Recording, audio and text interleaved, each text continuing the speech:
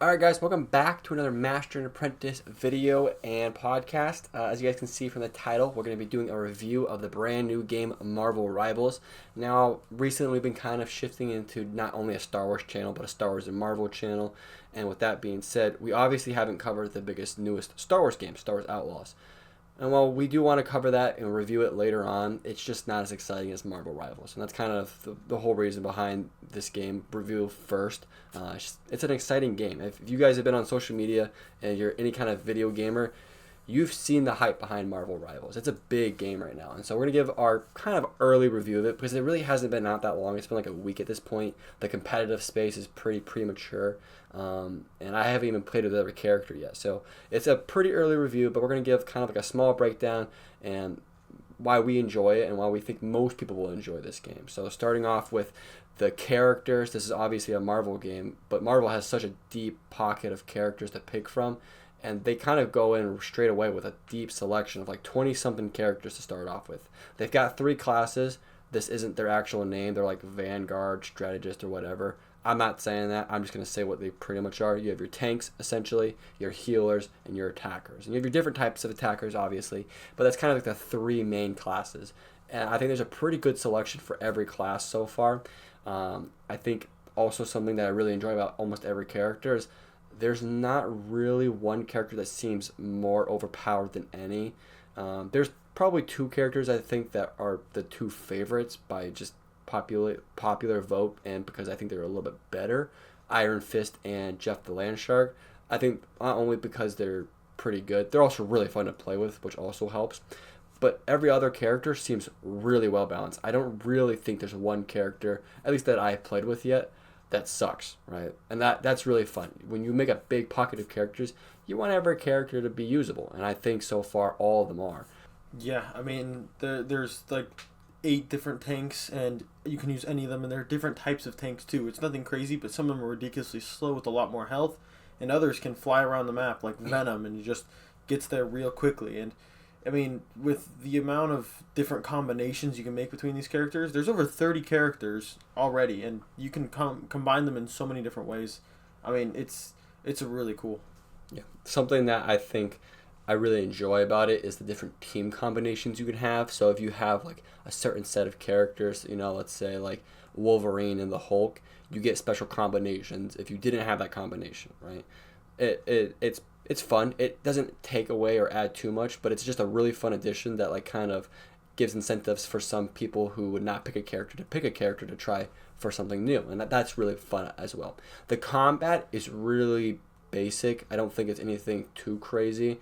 I think it's well versed. Again, it doesn't seem overcomplicated, but it doesn't seem too easy. Like you kind of have to learn the kit of a character if you want to have fun. You can't just hop in with any character anytime unknown because you're going to get lost. You're just going to end up button mashing. You kind of want to learn the kit, but the kits are all pretty basic, right? They're all very different from each other, I'd say, for the most part, but they're all basic. You just got to read a little bit. You just got to, go a game with a character, and then you pretty much can figure it out from there on, right? One frustrating game with a character figuring it out, and then before you know it, is one of your favorite characters. And the combat in general, most characters, I think, have a fair chance in a 1v1, but definitely you do kind of want healers and tanks and attackers. That's kind of how these hero multiplayers are based. You want a good composition of teams, and this is no different than any other kind of hero multiplayer like Overwatch or whatever. One other thing I really like about this game is it's 6 players. So if you're playing something like Call of Duty with people and you got a full squad of 4 people and someone else joins, you can bring them on and play this game with them. You can play Marvel Rivals because it's up to 6 players per team. 2 teams go up against each other. I mean, it's not that that's unheard of, but it's a really nice addition. Pretty much, I think I don't really know how this is going to work in competitive because it's going to need a lot of teamwork, I think, for it to be possible and competitive, but that goes without saying. I think this is going to be a little bit more popular when it comes to like pubs, public matches, and just like basic multiplayer than in a lot of these other hero games. Based on the combat style, it's just super easy, well versed, and the popularity of Marvel and the IP behind, because this game is grabbing both Marvel comic fans and MCU fans. Like they're going in both. When you buy a skin in this game, you're buying it from something based off of a comic or something based off a movie, and I really enjoy that part. And something else that I really appreciate about this game is the fact that it's so free to play, right? Sometimes these hero games, what they'll end up doing, very similar Star Wars Hunters, is you'll get a selection of the heroes, but you don't get all of them unlocked. You either have to work towards them or you have to buy some of them. Some of them are behind paywalls, and none of the characters are behind paywalls. They're all free to play access. I assume that's how it's gonna stay, because the way it's set up is it's similar to Fortnite. You buy a battle pass, you buy skins, and that seems like that's how they're gonna monetize it, which again seems smart because they have a huge IP they're pulling from with Marvel. So I really enjoy that aspect. It's not every day you get to just play a game for free and enjoy it just like that. Usually there's some paywall or something that, some pay to play way. No, there's nothing you have to worry about that, and that's really fun. And the skins are all really, really cool. There's some really funny skins. There's some really dark and edgy, cool skins from comics. I really enjoy that part, all of it. And basically, that's pretty much it, an early review. I gotta say, the last thing that I think really draws in a lot of fans, that I'm not gonna dig on too much, but if you play the game, you know exactly what I'm talking about. The jiggle physics, for sure. But besides that, this game is really, really fun.